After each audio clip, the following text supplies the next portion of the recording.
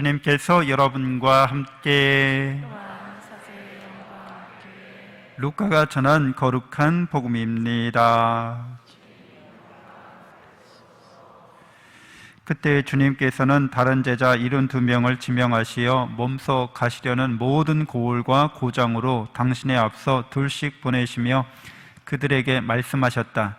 수확할 것은 많은데 일꾼은 적다. 그러니 수확할 밭의 주인님께 일꾼들을 보내주십사고 청하여라.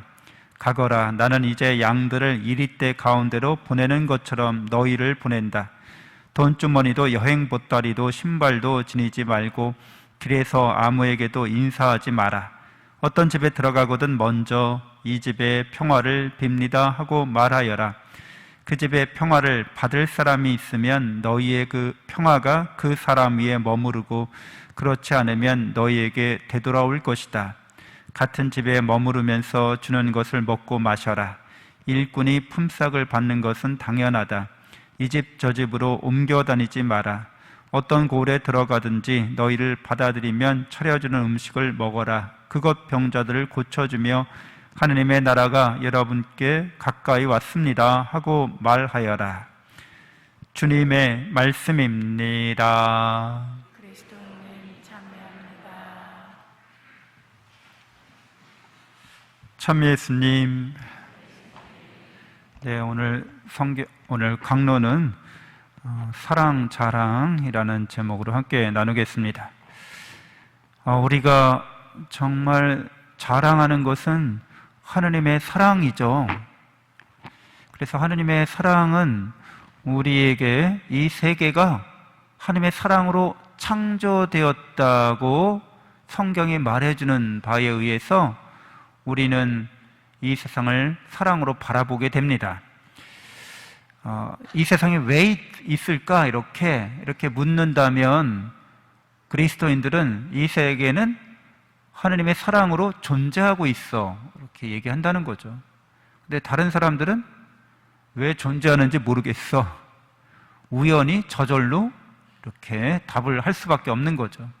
근데 이 말이 무서운 거는 내가 이렇게 있는데 내가 있다고 하는 것에 근거가 없다 이런 뜻이에요. 뿌리가 잘려있다 이런 뜻이에요. 여기 지금 우리가 7월달 이제 접어들기 때문에 꽃꽂이를 안 했는데 화분이 있잖아요. 뿌리가 살아있어서 이제 물 주고 가꾸면 계속 살아가는 거죠. 근데 꽃꽂이는 뿌리가 잘려있기 때문에 그렇죠. 한시적이죠. 그래서 우리 인생도 이 세계도 하나님의 사랑 안에 있다고 우리가 깨닫고 그렇게 믿고 사는 것과 아니야. 우리 인생에 우리 존재에 뿌리는 없어. 우리는 부평초 같은 존재야. 우리는 이 우주에서 떠돌이에 불과해. 나의 인생도 내가 꼭 있어야 된다는 근거는 찾을 수 없어. 되게 무서운 말이에요. 이게 사실은.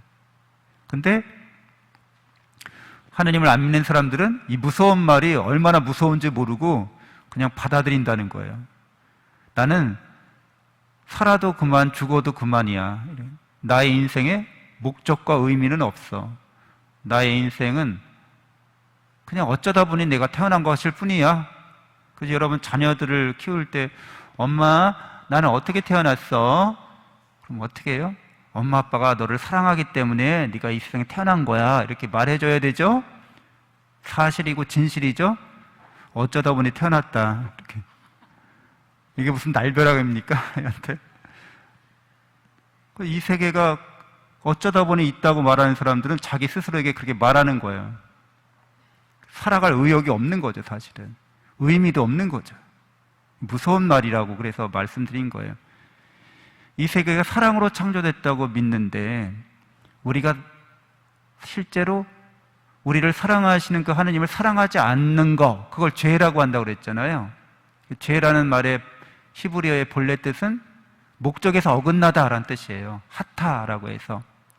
그러니까 우리의 목적은 어디에 있다는 거예요? 하느님을 사랑하는데 우리의 목적이 있다는 거죠. 하느님을 사랑하지 않고 피조물을 더 사랑해. 이게 뭔가 사랑은 원래 그런 거예요. 사랑은 약간 미친 거여서 제정신이 아니기 때문에 잘못 꽂히면 이상하게 이렇게 되는 거예요. 이상한 사랑을 하는 거죠. 여러분들 주위에 잘못 꽂힌 사람들 많잖아요. 이렇게 어디에 잘못 꽂히면 아니 이 사람 왜 그러지? 우리 이해할 수가 없네. 여러분들 다 그러셔서 결혼도 하시고 가정도 꾸리시고 한 거예요. 뭔가 이렇게 눈에 콩깍지가 껴서 잘못 꽂혀서 이런 사태가 우리 눈앞에 펼쳐지게 된다고 보는 거죠. 그래서 하느님을 사랑해야 되는데 하느님을 사랑하지 않는 거야. 그게 죄라고. 근데 이 죄로부터 우리가 벗어날 수 없다는 거예요. 문제의 심각성은. 그런데 하느님께서 당신의 아드님을 사람의 아들로 보내셔서 하느님의 아드님이 사람의 아들이 되셔서 우리 죄값을 십자가에 지시고 죄값을 치러주신 거죠. 그래서 우리가 구원받은 거예요. 그러니까 이것도 하느님의 무한하신 사랑인 거죠. 하느님의 크신 사랑입니다. 우리를 창조해 주신 것도 우리 사랑의 근거로서 우리가 살아갈 이유를 우리에게 주시고 의미를 주시고 목적을 주시는데 우리가 그 목적에서 이탈됐을 경우라도 하느님은 당신의 아드님을 우리를 위한 희생제물로 내어주시기까지 우리를 사랑하신다는 거잖아요. 그게 참 사랑이라는 거예요. 하느님의 사랑만이 참되다는 거예요. 여러분들도 사랑받고 사랑하고 이렇게 인간적인 세상적인 이런 경험들을 많이 하시잖아요. 모든 사랑은 하느님의 사랑으로부터 온 겁니다. 그리고 하느님의 사랑으로 완성되는 겁니다. 십자가의 사랑은 완성된 사랑이라는 거예요. 그래서 어느 종교도 우리에게 이러한 참사랑을, 우리 죄를 대신해서 죽었다는 사람은 한 명도 없어요. 역사 안에서. 온 인류의 죄를 대속하는 죽음은 예수 그리스도밖에 없습니다. 여러분들은 그런 사랑을 깨닫고 확신하는 사람들이죠. 그래서 우리가 더 희망찬 것은 이 사랑은 영원한 사랑이라는 거예요. 그래서 끊임없이 이 사랑이 깊어집니다. 끊임없이 이 사랑이 확장돼 갑니다. 끊임없이 이 사랑이 높아집니다. 그러니까 이 사랑 안에 이제 발걸음을 들여놓은 사람은 희망을 갖는다는 거예요. 왜냐하면 계속해서 이 사랑이 더 좋아진다는 거죠. 그래서 이 사랑을 시작한 사람은 희망을 갖게 된다는 거죠. 희망한다는 게 오늘보다 내일이 더 좋아진다는 거잖아요. 그래야 살맛이 나는 거죠. 하느님의 이 사랑 위에는 어떤 것도 우리에게 이런 희망을 주지 않습니다.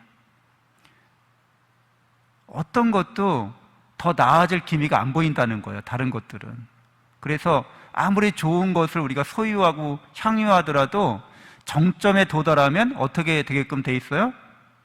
이제 떨어지기 시작합니다.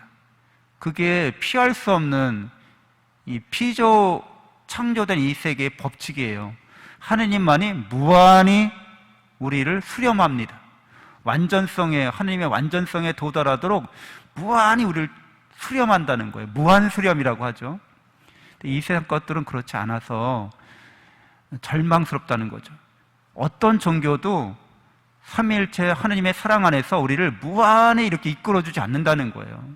불교나 힌두교나 어떤 종교나 명상을 주로 하는 종교나 이런 발전성이 없다는 거예요. 그러니까 인간은 본래 끊임없는 성장을 추구하는 존재로 하나님이 만드셨어요. 그래서 정체되거나 발전이 없으면 시시해져요. 그래서 만일 다른 종교에서 말하는 극락에 가더라도 시시해져. 왜? 더 이상 나아질 기미가 없거든. 왜? 그건 사랑의 관계가 아니거든. 사랑으로 창조됐다고 말하지도 않고, 사랑으로 구원받았다고 말하지도 않고, 사랑으로 우리가 끊임없이 성장한다고 말하지 않아요. 불교는, 다른 종교는. 그러니까 우리가 믿는 하나님의 사랑은 우리에게 너무나 기쁜 소식이죠. 진리입니다. 우리는 이러한 진리를 자명하게 깨달을 수 있습니다.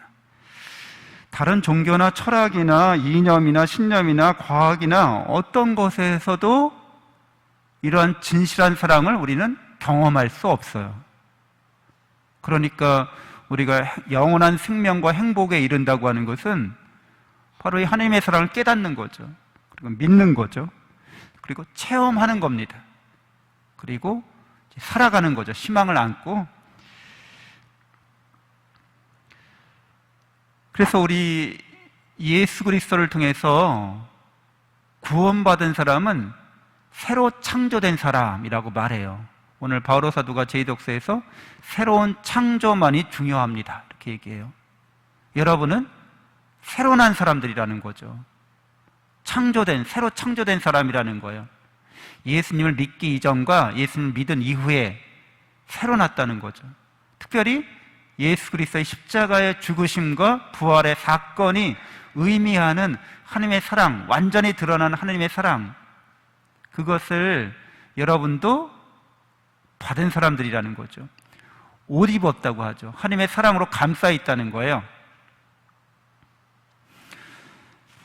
새로운 창조라고 말하는 것은 이제 첫 번째 창조가 됐어요. 사랑으로. 근데 우리가 그 사랑을 떠났어요. 그래서 사랑이 안 이루어졌어. 하나님의 일방적인 짝사랑이었어. 하나님의 첫사랑은 하나님의 짝사랑으로 성취되지 못했죠. 그런데 예수님이 우리가 잘 알고 있듯이 참 하나님이시고 참 사람으로서 하나님과 인간 사이의 이 짝사랑을 성취하신 분이라는 거예요. 그러시잖아요. 그래서 우리가 예수 그리스도를 믿고 예수 그리스도의 그 사랑의 성취에 우리도 참여하는 거죠. 그럼으로써 우리는 완전한 사랑이, 하나님과 인간 사이에 완전한 사랑이 이루어진 그 은총을 우리가 받는 사람이 된 거예요. 그래서 새로운 창조라고 말하는 거죠. 여러분들은 예수님을 믿고 나서는, 세례받고 나서는 하나님과 인간 사이에 완전한 사랑을 받는 존재가 됐다는 걸 의미합니다. 완전한 사랑을 받는 존재예요. 그래서 그리스도의 십자가를 자랑하라는 거죠. 내가 얼마만큼 사랑받는 사람인지를 여러분은 자랑하셔야 된다는 거예요. 세상 걸 갖고 자랑하라는 게 아니라, 우리 아들이 이번에 서울대 갔어, 이런 거 자랑하는 거, 물론 세상적으로 자랑할 수는 있어도 그게 정말 자랑거리가 될지는 모릅니다. 네? 내가 이번에 큰 돈을 벌었어, 한턱 쏘는 거야. 물론 자랑할 거리가 될 수도 있어요. 근데 그게 꼭 정말 자랑할 거리인지는 의심스러울 수 있죠. 그래서 이런 이야기들, 세상에서 자랑할 것들이 정말 자랑할 거리인가, 세상의 행복과 불행이 정말 참된 것인가 라는 회의, 이런 의심, 우리가 속담이나 격언에서 많이 찾을 수 있죠. 세웅지마라는 것도 사실 그런 거잖아요. 그렇죠? 그 변방의 노인이 재산 목록 1호가 말인데, 이 말이 발전기가 돼가지고 앞말이 도망을 갔네. 그래서 아유, 재산 목록 1호를 잃어버렸으니까 얼마나 안 되셨습니까? 그랬더니 얘가 이 앞말이 나가서 야생마, 종마를 데리고 왔네. 재산이 더블로 늘었는데 종마야, 정말. 그래서 다들 축하드립니다. 그랬더니 또 뭐라 그래요? 이 좋은 일인지 나쁜 일인지 알 수 없지. 그 아들이 그 야생마를 길들이려고 하다가 말에서 떨어져가지고 다리가 분질러졌네. 그래서 사람들이 아유, 안 됐습니다, 어르신. 아들이 하나밖에 없는데 불구자가 됐네요. 좋은 일인지 나쁜 일인지는 알 수가 없지. 나라에 큰 전쟁이 일어나가지고 사지 멀쩡한 애들은 다 군대 끌려갖고 다 죽었네. 우리 애들만, 우리 다리 부러진 불구자가 된 아들만 안 끌려가서 시집장가 잘 가고 잘 살았어요. 세상은 그런 거죠. 뭘 자랑할 거리가 없는 겁니다. 그리스도의 십자가를 자랑하라는 거죠. 영원한 생명과 행복이 거기에 있기 때문에 그러합니다.